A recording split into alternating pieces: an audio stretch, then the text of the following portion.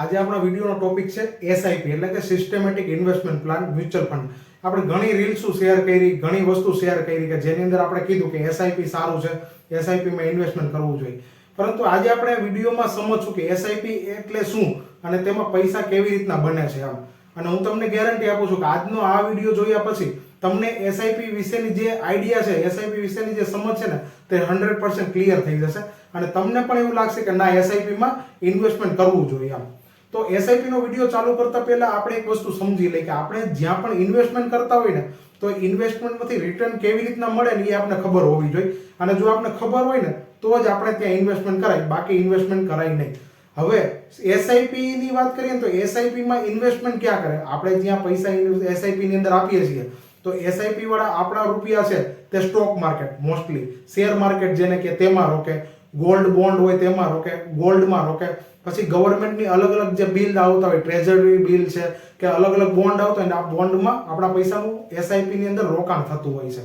હવે આપણે વાત કરી કે સ્ટોક માર્કેટમાં પૈસા રોકાણ થાય તો સ્ટોક માર્કેટમાંથી રિટર્ન કેવી રીતના મળે? મને હમણાં એક મારો ફ્રેન્ડ કહેતો હતો કે ભાઈ મને એસઆઈપી ન ગમી એમ, કારણ કે એસઆઈપીમાં આપણે રૂપિયા રોકીને એ શેર માર્કેટમાં રોકે તો એની કરતાં આપણે ડાયરેક્ટ જ શેર માર્કેટમાં રોકીને રૂપિયા ન કમાઈ લઈએ તો કેવું સારું એમ. તો એના વિશે હું એક વસ્તુ કહેવા માંગુ છું કે જો સ્ટોક માર્કેટમાં તમારે ઇન્વેસ્ટમેન્ટ કરવું હોય ને તો સ્ટોક માર્કેટમાંથી પૈસા કેવી રીતના મળે ને આ તમને ખબર હોવી જોઈએ. તો સ્ટોક માર્કેટમાંથી ઇન્વેસ્ટમેન્ટ કરીને પૈસા કમાવાની બે રીત છે. અને પહેલી રીત છે એને કહેવાય ડિલિવરી માર્જિન.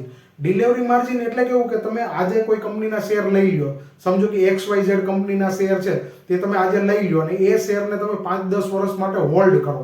તો હોલ્ડ કરો ત્યારે એમાં કેવું છે કે એમાંથી ડિવિડન્ડ મળતું હોય, એમાં શેર સ્પ્લિટ થતા હોય અથવા કંપની ગ્રોથ કરતી હોય તો કંપનીનો જે ભાવ વધે એ પ્રમાણે શેરનો ભાવ વધે અને એમાંથી આપને રૂપિયા મળતા હોય. પણ તમે જ્યારે આવી રીતના ડાયરેક્ટ ડિલિવરી માર્જિનમાં ઇન્વેસ્ટમેન્ટ કરવા જાઓ ને તો એ વખતે તમને ફંડામેન્ટલ એનાલિસિસની ખબર હોવી જોઈએ. કારણ કે કોઈ પણ વસ્તુ શીખા વગર તો પૈસા મળતા નથી, કોઈ પણ વસ્તુ શીખો તો પૈસા મળે. તો ફંડામેન્ટલ એનાલિસિસ એટલે શું?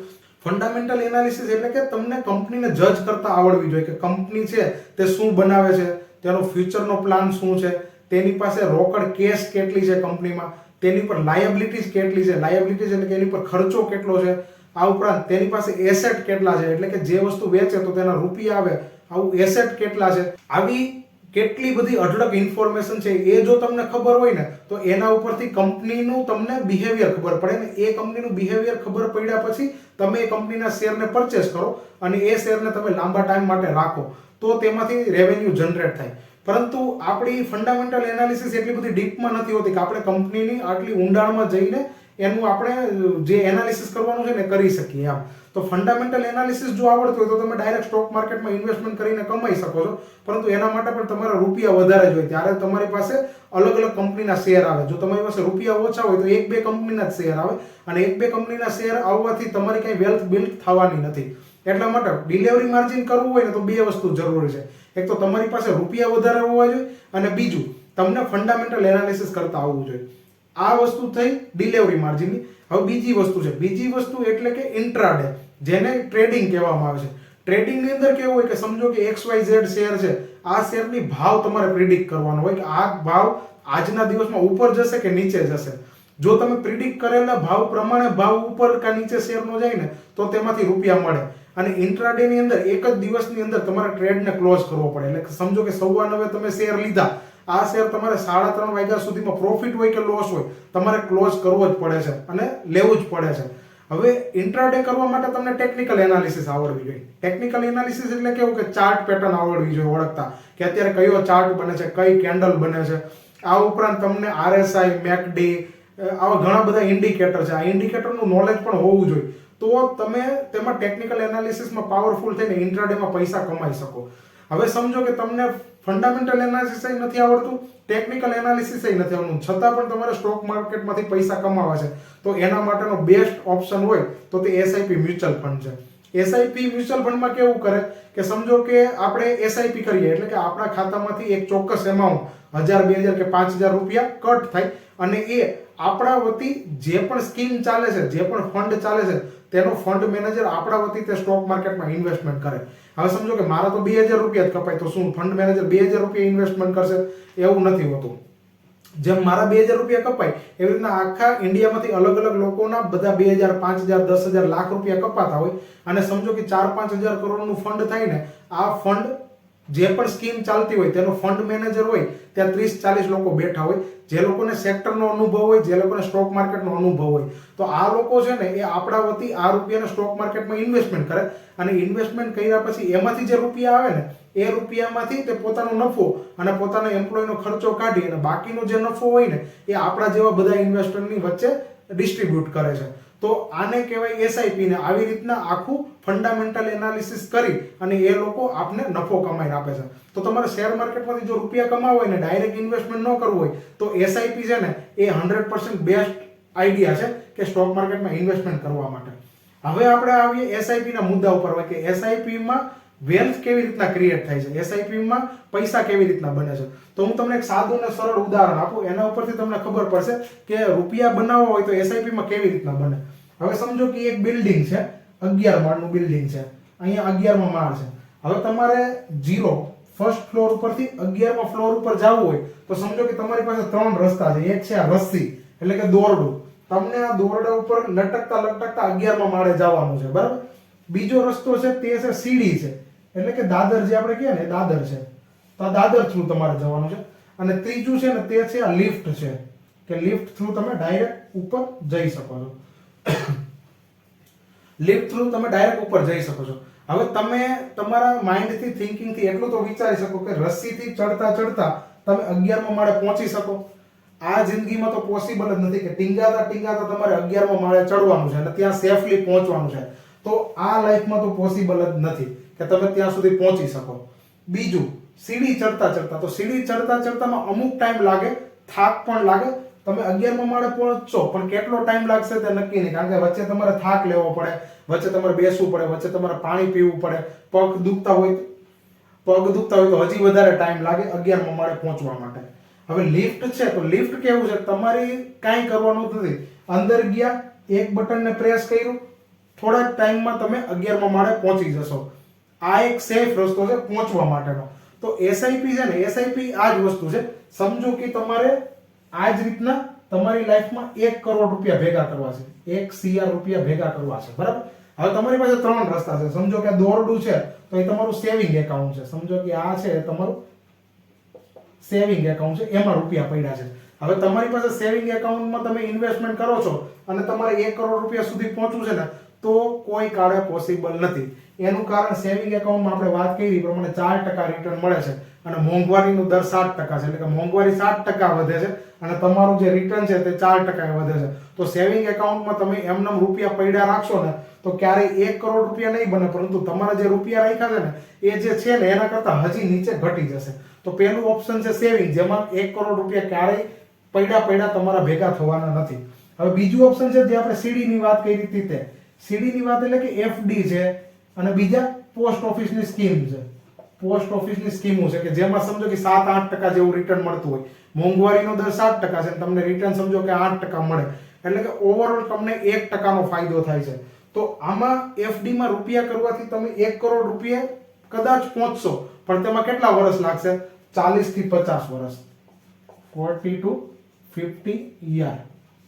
40 થી 50 વર્ષ થાય ત્યારે તમારા 1 કરોડ રૂપિયા ભેગા થાય. તો 40 થી 50 વર્ષની તો આજે નોર્મલ માણસની જિંદગી છે, કે એટલી જિંદગીમાં તો માણસ પૂરો થઈ જાય. તો 1 કરોડ રૂપિયા કેવી રીતના ભેગા થાય? તો એફડી કે પોસ્ટ ઓફિસની સ્કીમોમાં પણ ઇન્વેસ્ટમેન્ટ કરો ને તો તમારી લાઈફમાં 1 કરોડ રૂપિયા ભેગા થવા માટે ખૂબ વધારે સમય લાગે. હવે ત્રીજું ઓપ્શન જે મેં લિફ્ટ વાળું કીધું ને તે એટલે કે એસઆઈપી. હવે એસઆઈપી માં કેવું છે, તમારે કાંઈ કરવાનું નથી. તમારે તમારા ખાતામાંથી 10,000 રૂપિયાની એસઆઈપી કરવાની છે. આ એસઆઈપી ને તમારે 20 થી 25 વર્ષ માટે ચલાવવાની છે. દર મહિને તમારા ખાતામાંથી 10,000 રૂપિયા કટ થાય અને આ 10,000 રૂપિયા જો ફંડ મેનેજર સારી એવી સ્કીમમાં ઇન્વેસ્ટમેન્ટ કરે તો 20 થી 25 વર્ષે તમારા ખાતામાં 1 થી 1.5 કરોડ રૂપિયા હોય, આ શ્યોર છે. અને આનું કેલ્ક્યુલેશન તમારે કરવું હોય તો કોઈ પણ ગૂગલમાં એસઆઈપી કેલ્ક્યુલેટરમાં જઈ અને તમે એસઆઈપી કેલ્ક્યુલેટરમાં કરી શકો છો કે દર મહિને 10,000 રૂપિયા હું ઇન્વેસ્ટમેન્ટ કરું છું, 15% મને રિટર્ન મળે છે, તો 25 વર્ષમાં મારા કેટલા રૂપિયા જમા થશે. આ તમે કેલ્ક્યુલેટ કરશો એટલે તમને આઈડિયા આવશે કે 20 થી 25 વર્ષની અંદર તમારા ખાતામાં 1 કરોડ રૂપિયા હશે. તો તો લાંબા ગાળે જો તમારે વેલ્થ બિલ્ડ કરવી હોય તો એના માટે એસઆઈપી છે ને તે સારો રસ્તો છે, કારણ કે તે રૂપી કોસ્ટ એવરેજિંગ કરે છે અને કમ્પાઉન્ડિંગ કરે છે. તેમાં જ્યારે માર્કેટ નીચું હોય ને ત્યારે સારી એવી એનએવી મળે છે, સારા એવા યુનિટ મળે છે. એનએવી ને યુનિટ શું છે ને એ હવે આપણે ડિસ્કસ કરશું કે એ કઈ રીતના આપણે એસઆઈપી માં ફાયદો થાય અને કઈ રીતના એમાં આપણે કમ્પાઉન્ડિંગ મળે છે. તો તમે એક વખત ગૂગલ ની અંદર સર્ચ કરીને કોમેન્ટ સેશનમાં મને જરૂર જણાવજો કે 1 કરોડ રૂપિયા 10,000 ની એસઆઈપી કરવી હોય અને 15% રિટર્ન મળે તો કેટલા વર્ષે 1 કરોડ રૂપિયા ભેગા થશે. આ ગૂગલ કરી અને મને કોમેન્ટ સેશનમાં કોમેન્ટ જરૂર કરજો. હવે આપણે વાત કરીએ કે જ્યારે આપણે ઇન્વેસ્ટમેન્ટ કરીએ મ્યુચ્યુઅલ ફંડમાં તો એમાં આપણે જે યુનિટ મળે એ યુનિટ શું હોય છે ને એનએવી શું હોય છે. આપણે ઘણીવાર વાત કરતા હોય કે રૂપી કોસ્ટ એવરેજિંગ થાય છે અને સારું એવું રિટર્ન મળે છે. હવે સ્ટોક માર્કેટમાં આપણે જ્યારે ડાયરેક્ટ ઇન્વેસ્ટમેન્ટ કરીએ ને, સમજો કે XY શેર લઈ તો આપણે 1 લાખ રૂપિયાના શેર લઈને તો આપણે એક ક્વોન્ટિટીમાં આપે છે કે ભાઈ તમને 10 શેર મળ્યા, 15 શેર મળ્યા. એવી રીતના મ્યુચ્યુઅલ ફંડમાં આપણે જ્યારે ઇન્વેસ્ટમેન્ટ કરીને ત્યારે તે આપણે યુનિટ આપે એને એનએવી પ્રમાણે. હવે એનએવી એટલે શું? એનએવી એટલે નેટ એસેટ વેલ્યુ.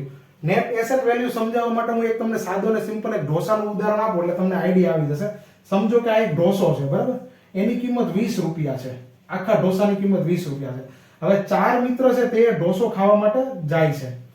4 મિત્ર ઢોસો ખાવા માટે જાય છે તો ચારેય એક ટુકડો લે તો 5 રૂપિયાનો એક ટુકડો પડે છે. એક ટુકડો છે તો 5 રૂપિયાનો પડે છે. તો જે 5 રૂપિયા છે ને એને આપણે એનએવી ગણશું. આ આખું છે તેને આપણે ફંડ ગણશું. હવે કોઈ પણ મ્યુચ્યુઅલ ફંડની સ્કીમ હોય ને તો એની અંદર કરોડો રૂપિયા હોય અને એની અંદર યુનિટ હોલ્ડર હોય છે કે જેના યુનિટો હોય છે. તો સમજો એનએવી છે ને તે માર્કેટની વેલ્યુ પ્રમાણે અપ ડાઉન થાય છે. તો આમાં રૂપી કોસ્ટ એવરેજિંગ કેવી રીતના થાય તે આપણે જોઈએ. એનએવી એટલે શું તે ખ્યાલ આવી ગયો આપણે કે ટોટલ જે ફંડ વેલ્યુ હોય ડિવાઇડ બાય ટોટલ યુનિટ એટલે આપણે એનએવી મળે છે, બરાબર? હવે રૂપી કોસ્ટ એવરેજિંગ કેવી રીતના થાય? રૂપી કોસ્ટ એવરેજિંગમાં એવી રીતના થાય, સમજો કે આજે મારા ખાતામાંથી 2000 રૂપિયા કટ થયા અને યુનિટનો ભાવ છે 10 રૂપિયા એનએવી. તો આજે મારા ખાતામાં 2000 ભાગ્યા 10 એટલે કે મને 200 યુનિટ આજે એલોટ થશે. આજે માર્કેટ પ્રમાણે મારા એકાઉન્ટમાં 200 યુનિટ એલોટ થશે મ્યુચ્યુઅલ ફંડની પર્ટિક્યુલર સ્કીમમાં. સમજો કે આવતા મહિને માર્કેટ ક્રેશ થાય છે, માર્કેટ નીચું જાય છે અને મારા 2000 રૂપિયા કટ થાય છે. હવે યુનિટનો ભાવ છે તે 5 રૂપિયા થઈ ગયો એનએવી. તો મારા 2000 ડિવાઇડ બાય 5 રૂપિયા એટલે કે મને 400 યુનિટ છે તે મળશે. એટલે કે માર્કેટ નીચું ગયું, જ્યારે માર્કેટ નીચું ગયું ત્યારે મને વધારે યુનિટ મળ્યા, માર્કેટ ઊંચું હતું ત્યારે મને ઓછા યુનિટ મળ્યા. હવે સમજો કે ત્રીજા મહિને માર્કેટ ઉપર જાય છે અને મારા 2000 રૂપિયા કટ થાય છે અને 20 રૂપિયા એનએવી નો ભાવ થઈ ગયો. તો 2000 ભાગ્યા 20 એટલે કે મને 100 યુનિટ મળશે. 100 યુનિટ મળશે એટલે કે ટોટલ મને જે યુનિટ મળ્યા ને તે 400, 500, 600, 700 ટોટલ મને 700 યુનિટ છે તે મળ્યા. તો આ જે છે ને આ વસ્તુને રૂપી કોસ્ટ એવરેજિંગ કહેવાય. એટલે કે માર્કેટ જ્યારે નીચું હોય ને ત્યારે યુનિટ તમને વધારે મળે અને માર્કેટ જ્યારે ઊંચું હોય ને ત્યારે જે આ યુનિટનો ભાવ છે ને તે વધારે થાય. એટલે કે તમારે જે યુનિટ ભેગા થયા છે ને એ જ્યારે માર્કેટ ઊંચું જાય ને તે સમયે યુનિટનો ભાવ તમને વધારે મળે એટલે કે તમારું કમ્પાઉન્ડિંગ થાય. અને જ્યારે માર્કેટ નીચું હોય ને ત્યારે યુનિટ તમને વધારે મળે. તો આને કહેવાય રૂપી કોસ્ટ એવરેજિંગ. તમે આવું 10-15 વર્ષ સુધી કરો ને ત્યાં સુધીમાં માર્કેટની ઉપર નીચેની સાયકલ બહુ બધી થઈ ગઈ હોય.